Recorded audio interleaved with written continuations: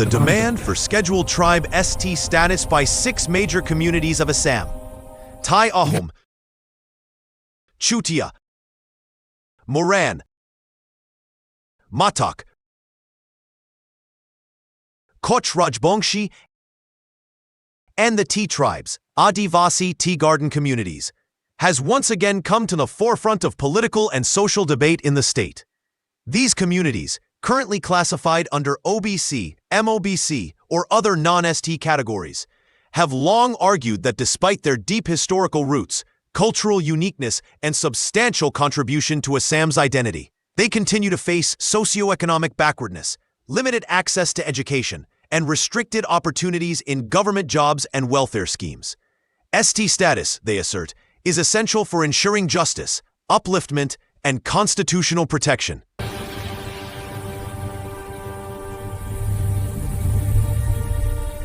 What's happening now? Official moves and proposals. The state government of Assam recently cleared a report by a group of ministers, GOM, recommending that these 6 communities be granted ST status. The GOM's proposal includes a 3-tier classification for STs in Assam: ST Plains, ST Hills, existing categories, plus a new ST Valley category, intended to include the 6 communities so that inclusion does not affect the rights, quotas of existing ST communities. The report has been tabled in the Assam Assembly and is to be sent to the central government, Union Ministry of Home Affairs, for further consideration. The state government has also expressed willingness to hold talks with groups, both those demanding ST status and those opposing it, to address concerns.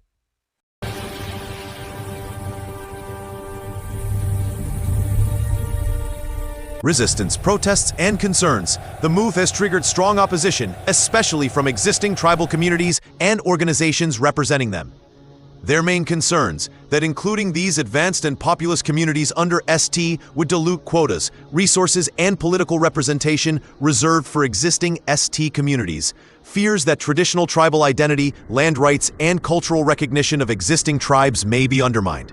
Large-scale protests have taken place, for instance a torchlight rally by tribal organizations in Koch-Rajbongshi and students boycotting examinations. At the same time, supporters of the demand, i.e. members of the 6 communities and allied groups, have organized marches and protests, e.g. in Nagan district, demanding ST recognition, tribal rights, and also sometimes additional demands like inner line permit system.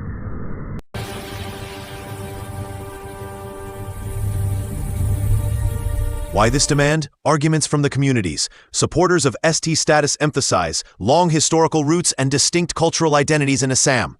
Many communities trace their origins in regional kingdoms or as indigenous groups long before British colonial rule. Socioeconomic backwardness, low literacy, poverty, poor access to education, employment, landlessness, especially among Tea tribes, lack of access to welfare schemes. ST status would unlock reservation benefits and social justice measures. Past political assurances from both state and central parties promising them ST status, which supporters say have not been honored.